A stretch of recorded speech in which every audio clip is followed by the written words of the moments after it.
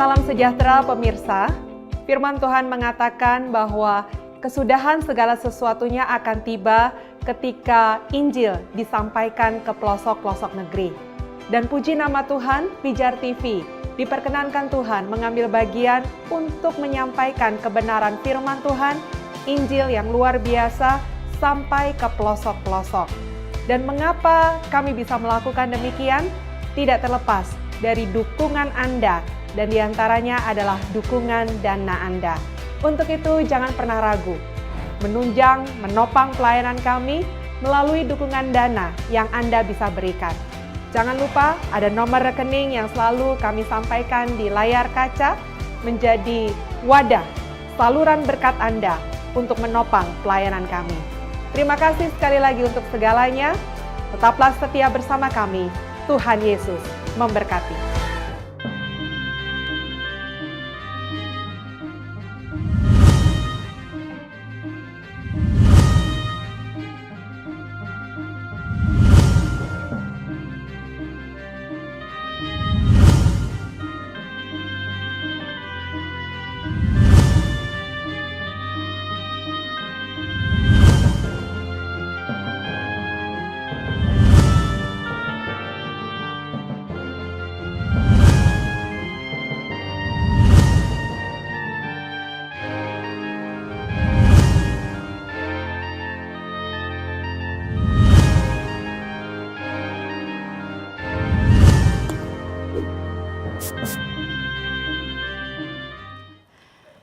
Ya teman-teman, ini rasanya materinya cukup berat ya untuk diskusi kali ini, tetapi ini menarik sebetulnya karena kita mengupas sejarah dan juga tulisan-tulisan yang sejaman dengan peristiwa, dan mungkin akan lebih kita lebih dalam lagi menggali ini dengan pertanyaan. Jadi silahkan teman-teman yang mau bertanya. Ya, saya ada pertanyaan Pak Bambang. Ya, silakan. Tadi kita bahas Matius 27 ayat 52 dan 53 ya, tentang bangkitnya orang-orang kudus. Pertanyaan saya, kenapa teks ini hanya ada di Matius dan tidak ada di Lukas, kemudian Yohanes, Markus, dan lain-lainnya? Itu pertanyaan pertama. Yang kedua, saya mendengar banyak penulis Islam menganggap bahwa ayat-ayat ini adalah sisipan dari abad-abad belakangan. Maksudnya apa ini? Iya. Oke, jadi begini. Banyak yang meragukan teks ini, tapi bukti teks dari naskah paling kuno itu tercantum itu. Itu contoh misalnya, ada terbitan Perjanjian Baru, ini misalnya. Ini Textus Receptus yang dipakai hampir di seluruh gereja di seluruh dunia. Teks ini juga sejajar dengan teks Bizantium, teks Bizai. Teks itu menjadi teks resmi dari Perjanjian Baru yang dipakai di gereja Yunani Ortodok. Mencantumkan naskah ini, naskah yang paling kuno pun mencantumkan, bahkan di papirus-papirus yang abad pertama, kedua itu mencantumkan. Oke lah, karena kita teks-teks papirus itu perlu waktu untuk kita membahasnya, karena dari sistem paleografi, tulisannya, titik-titik diakritiknya ya. Tapi kalau kita lihat di edisi Perjanjian Baru modern, semua naskah memuatnya. Paling kalau kita lihat ya, yang lebih populer dalam terjemahan modern, dari edisi modern Perjanjian Baru, itu edisi kritis misalnya. Novum Testamentum, dari edisi semuanya mencantumkan itu. Memang itu faktanya ada. Kemudian Textus Receptus ini yang menjadi dasar penerjemahan dari King James Version. Ada di sini. Dan teks ini tidak pernah diragukan ada di manapun. Mungkin yang meragukan itu nggak ngerti-ngerti teks. Ya. Kalau yang dia tanyakan misalnya Markus pasal 16 ayat 9 sampai ayat 20, kenapa kok nggak ada di teks tertua? Kenapa kok tidak ada di teks Sinaiticus, tidak ada di teks Vatikanus? Ya memang tidak ada. Tapi di Alexandrinus ada. Alexandrinus sejaman itu loh. Jadi kadang-kadang kalau kita melihat itu langsung lihat sumbernya, jangan hanya lihat komentarnya. Jadi semua teks ini, teks kuno memuat ini. Textus Receptus, Byzantium Majority Text, Westcott dan Hort yang dijadikan dasar penerjemahan dari terjemahan baru, Lembaga Alkitab Indonesia, Yunani Indonesia, semua ada. Ke Excelton tes, lalu keluar ek dari ton menemeion, kubur meta sesudah ten egersin kebangkitan autonya Excelton eis ten hagion. Ya, masuklah ten hagion orang-orang kudus ke kota suci dan seterusnya, itu ada semua teksnya. Nah, oleh karena itu tidak ada dasarnya kalau mengatakan bahwa ini adalah sisipan. Memang itu ada. Tapi kenapa ini kok enggak dicatat di Injil yang lain? Hanya Matius yang mencatat tentang orang-orang Yahudi yang membayar serdadu-serdadu untuk bercerita bahwa mayatnya telah dicuri. Di Lukas enggak dicatat, di Markus enggak dicatat, di Yohanes enggak dicatat. Tetapi hanya Lukas yang mencatat bahwa eksistensi seorang pengikut wanita Yesus selain Maria Magdalena, Maria ibu Yakobus, kemudian Salome, Yohana istri Kusa, hanya dicatat di Injil Lukas. Kenapa? Dalam metode sejarah ini wajar karena memang sumbernya dari mana? Injil Matius itu dicatat memang untuk pembaca Yahudi. Sehingga dia banyak sekali sumber-sumber dari sumber-sumber dari sumber Yahudi, para imam Yerusalem tentang gantung dirinya Yudas, para imam yang tidak mau membelanjakan uang hasil pengkhianatan Yudas kemudian diberikan tanah kuburan untuk orang asing, ya kan? Matius mencatat itu tapi yang lain enggak mencatat. Sebaliknya, kenapa Lukas mencatat Yohana istri Kusa? Karena dia berasal dari Lukas. Lukas mencatat, yang lain enggak mencatat karena dia berasal dari sumber istana. Samalah sekarang kalau kita mempelajari. Kenapa di negara Kertagama, karya Empu Prapanca tidak dicatat tentang pembunuhan Raja Jayanegara, pembunuhan Kenaro, pembunuhan nenek moyangnya Majapahit. Karena dia mau menutupi itu, tapi ini kan subjektif. Tapi kalau Alkitab justru dibuka apa adanya kan. Justru yang mengatakan bahwa Yesus itu disalibkan, itu bukannya sumber Kristen. Cornelius Tacitus, Josephus, Talmud, Traktat Sanhedrin di dalam Talmud itu, Maraben Serapion. Maka singkat kata, tanpa membaca Injil pun Yesus pasti disalib. Karena itu fakta sejarah. Seperti itu kira-kira Pak. Ada lagi? Silakan. Ya, ada Bah. Sama dengan tulisan Yosefus, kan juga itu banyak dipermasalahkan.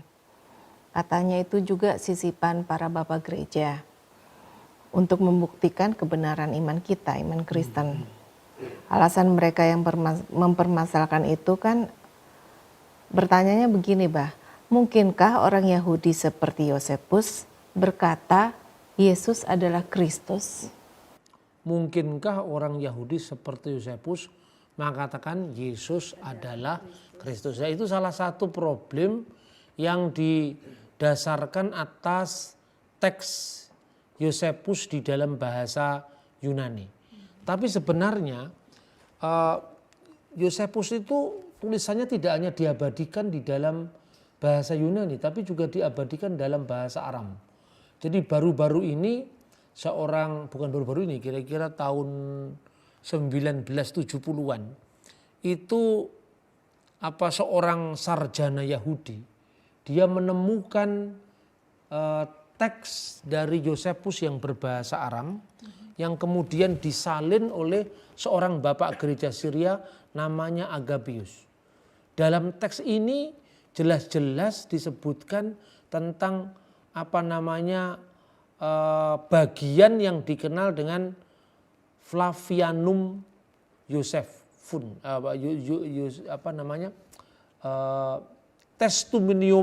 testimonium Flavianum. Jadi testimoni dari Flavius Josephus. Itu jelas. Flavianum itu memang ditulis yang selama ini dikenal dalam bahasa Yunani.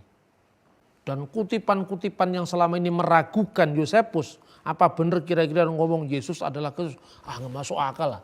Kristus itu kan yang Mesias. Masa orang Yahudi percaya Yesus adalah Mesias? Bagaimana mungkin seperti itu? Karena dia mendasarkan pada teks bahasa Yunani. Ho Christos autos en. Ho Christos autos en. Dia adalah Kristus. Lalu bagaimana mungkin? Kemudian ada kata-kata Yosefus kira-kira begini. Kalau saya baca ya, tercernya begini. Pada waktu itu tampillah Yesus, seorang bijaksana.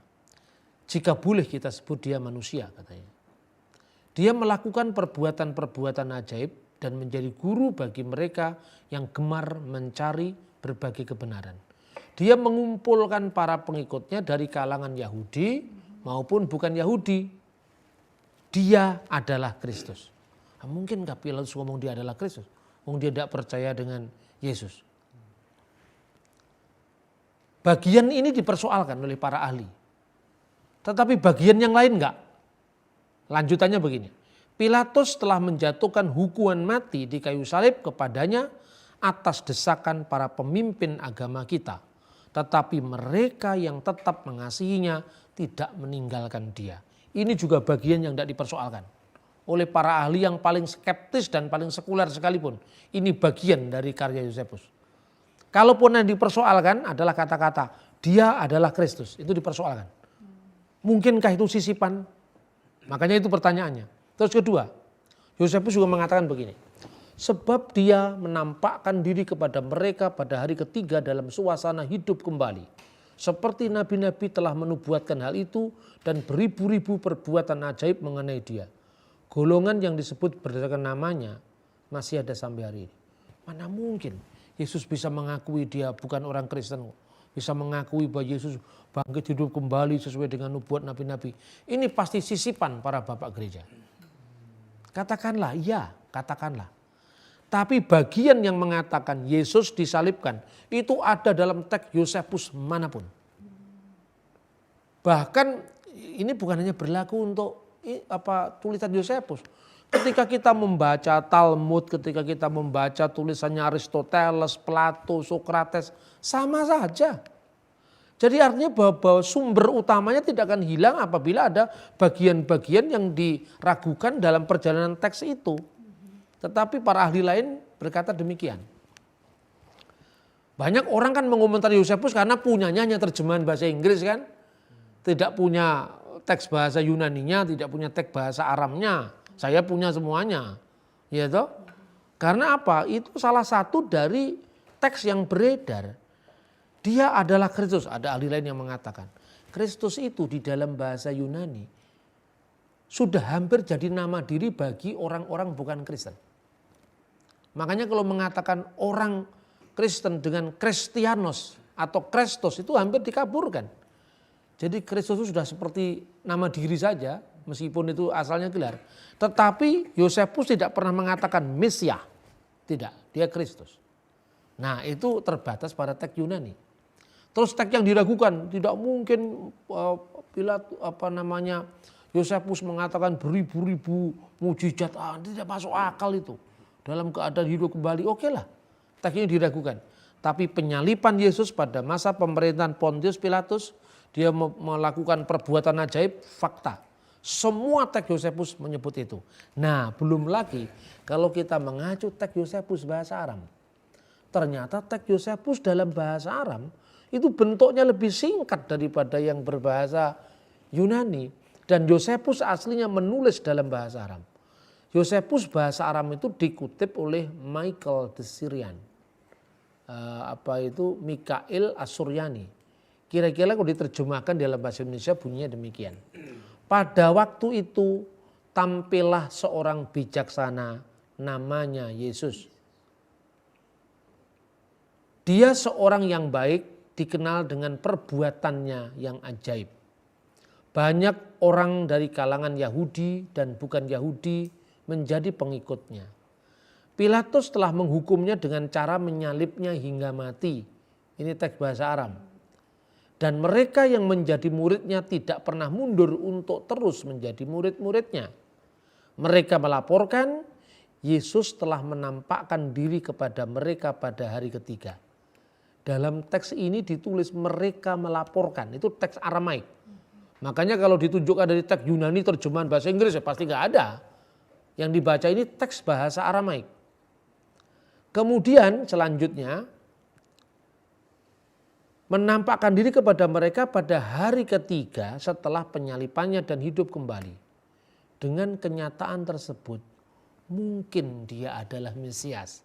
Dalam teks bahasa Aram ada kata-kata mistabara, Mesiah, Masiha itauhu.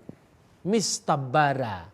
Kata mistabara itu juga muncul di dalam Injil Lukas pasal 3. Kira-kira umurnya 30 tahun. Kira-kira. Jadi ini ungkapan mungkin saja teks Aram ini teks Yosefus yang aslinya. Di sini tidak ada fakta tentang dia adalah Kristus, tapi mungkin saja dia adalah Al-Masih. Dan kemudian ada seorang bapak gereja ortodoks pada abad-abad kemudian dalam bukunya yang berjudul Kitabul Unwan. Dia menulisnya di dalam bahasa Arab, ini terjemahan dari bahasa Arab. Jadi teks bahasa Arab itu dilestarikan dalam terjemahan bahasa Arab oleh bapak gereja yang bernama dalam kitab Kitabul Unwan. Dia mengatakan innahu kana fi hadzal zaman rajulun hakim yaqulu lahu Iswa.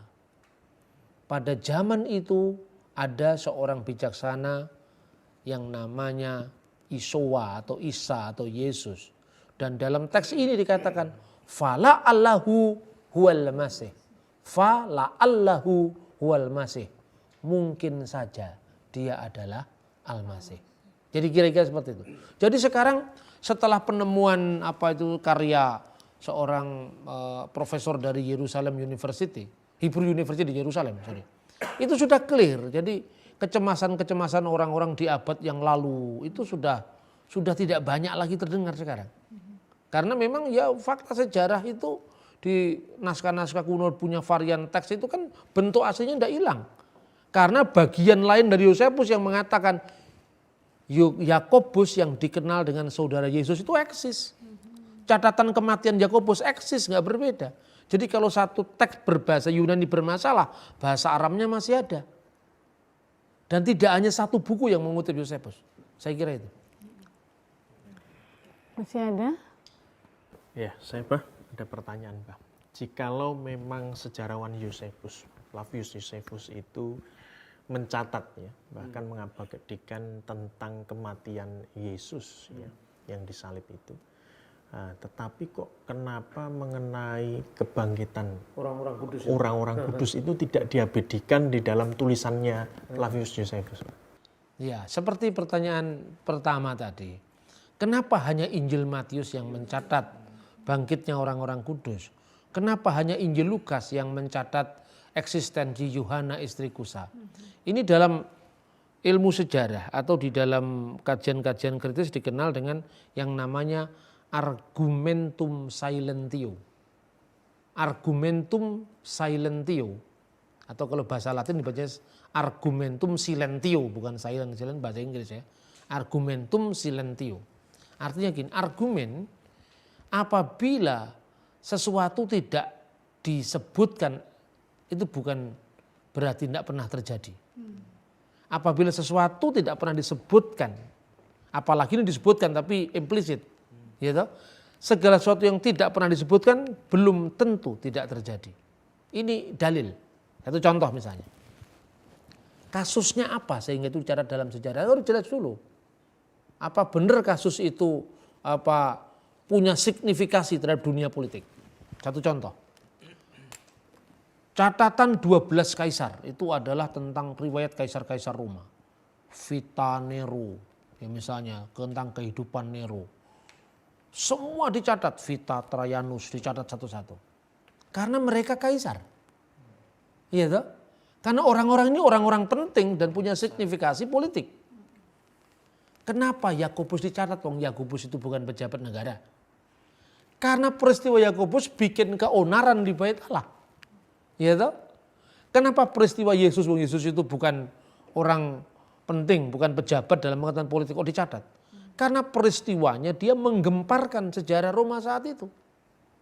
Sampai Roma itu kan melakukan politik keseimbangan. Kalau bait Allah ini tidak diatur dengan politik keseimbangan, ini bisa memberontak. Maka ketika Kayafas mengadili Yesus itu politik keseimbangan yang dimainkan. Dicatat dalam sejarah.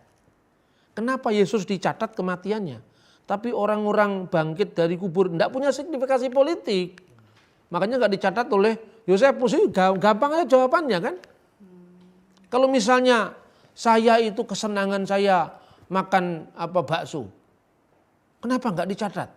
Ya apa hubungannya? Tapi kalau Jokowi makan bakso pasti dicatat. Apalagi kalau kaitannya itu makannya sama Pak Prabowo pasti dicatat kan. Karena punya signifikasi politik gitu loh. Pikirannya sederhana saja mikir secara historis itu. Makanya jangan penuh kebencian dengan agama lain. Sehingga pokoknya diserang.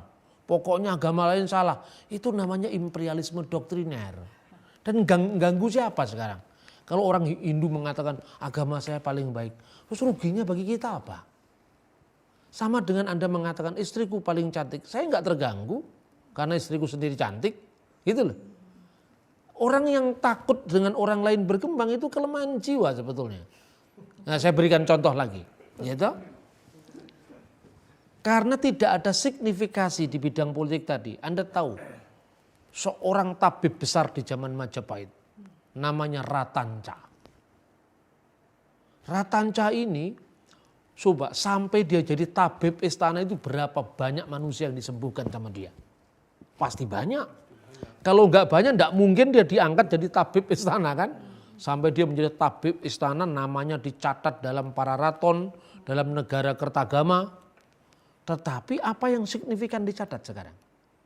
Ketika dia membunuh rajanya yang bernama Raja Jayanegara. Kalau seandainya dia membunuh itu Bromo Corah di pinggir jalan nggak akan dicatat itu. Ya kan? Itu loh, sederhana sekali. Maka di Pararaton itu dikatakan tabib ini membunuh rajanya karena apa?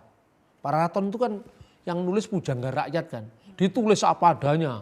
Ken Narok itu suka maling ditulis. Ken Narok dibunuh Anusapati ditulis. Ken Sanusapati dibunuh Tohjaya ditulis misalnya itu. Karena nggak ada beban apa-apa wong dia pujangga rakyat. Tetapi kalau Empu Prapanca, yang intinya raja itu dilecehkan jangan. Ada seleksi toh. Nah makanya Pararaton menulis Anusapati dibunuh oleh Tohjaya ketika dia menyabung ayam. Itu ditulis apa adanya, nggak ada beban. Kenapa Jayanegara dibunuh oleh Tanca? Karena ditulis di situ Somahira Tanca aparungon ingalan denira Batara. Karena sang Batara, sang raja didengar sama dia suka mengganggu istrinya. Itu ditulis apa adanya. Karena pujangga rakyat. Gitu. Satu contoh lagi misalnya. Kemudian ditusuklah, cara matinya sampai diceritakan. Di dalam cerita rakyat ini diceritakan. Linut sinuduk denira Tanca muktaring pagulingan. Maka ditusuklah Tanca itu dan dia mati ditusuklah Jayanegara itu dan dia mati di tempat tidur. Karena apa? Ini pembunuhan raja yang besar. Makanya dicatat. Tetapi ada dua versi. Bagi negara Kertagama jangan. Anusapati dicandikan, dicandi kidal. Hanya diceritakan baik-baiknya gitu loh. Tapi dua-duanya muncul. Kurang lengkap apa sekarang Alkitab? Ketika bicara untuk apa Yesus disalibkan. Jelas dia disalibkan untuk ini karena ini dalam Alkitab. Tapi kalau mendengar versinya orang luar. Yesus tidak mati untuk menebus dosa. Menurut Talmud, Yesus mati karena mengajarkan sihir kepada orang Israel. Menyesatkan Israel. Menurut teks-teks Romawi, misalnya Cornelius Tacitus dan sebagainya, Yesus itu telah mengganggu keseimbangan politik. Makanya ceritanya baru ditulis. Tapi berapa orang yang disembuhkan yang Tanca nggak ditulis.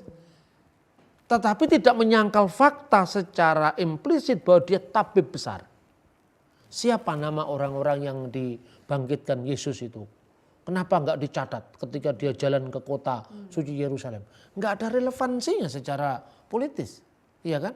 Dan bahkan kalau misalnya dia hanya menampakkan diri kepada beberapa orang yang terpilih, itu kita tidak tahu.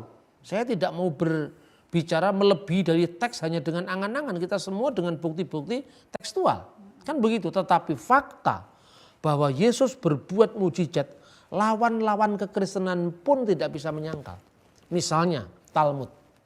Talmud itu kan traktat Yahudi yang sangat tidak suka dengan Yesus yang buat mujizat.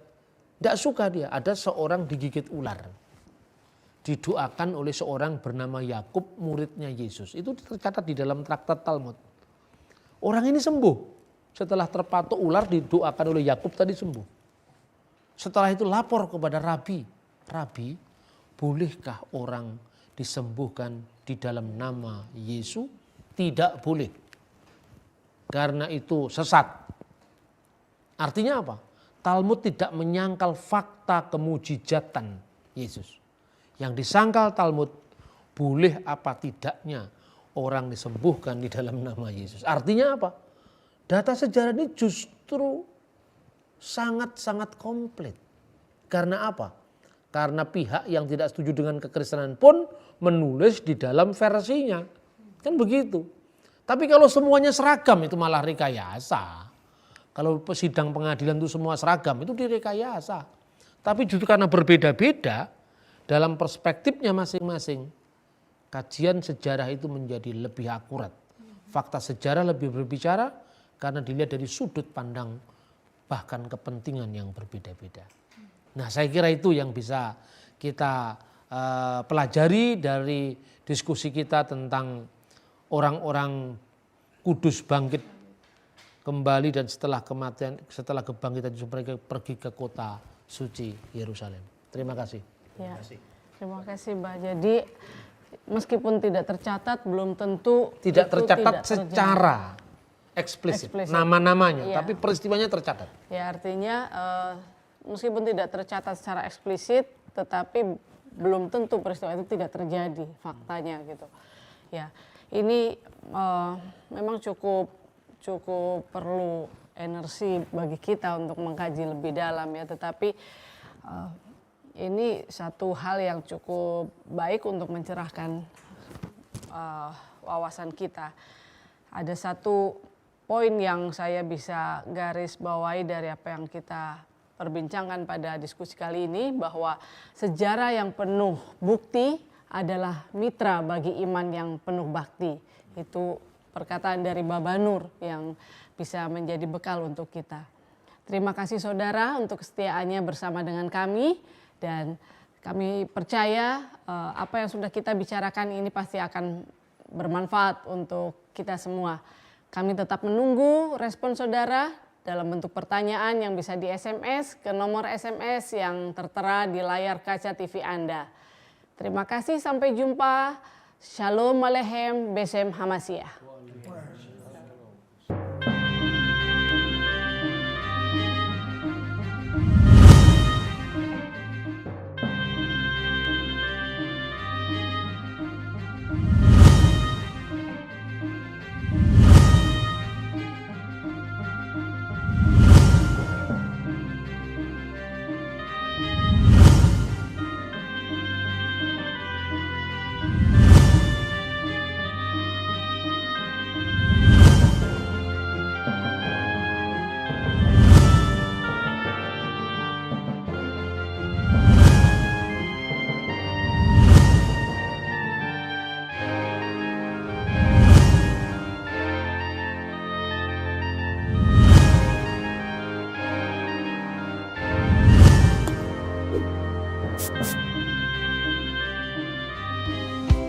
Salam sejahtera pemirsa. Firman Tuhan mengatakan bahwa kesudahan segala sesuatunya akan tiba ketika Injil disampaikan ke pelosok-pelosok negeri. Dan puji nama Tuhan, Pijar TV diperkenankan Tuhan mengambil bagian untuk menyampaikan kebenaran firman Tuhan, Injil yang luar biasa sampai ke pelosok-pelosok. Dan mengapa kami bisa melakukan demikian? Tidak terlepas dari dukungan Anda, dan diantaranya adalah dukungan dana Anda. Untuk itu jangan pernah ragu, menunjang, menopang pelayanan kami melalui dukungan dana yang Anda bisa berikan.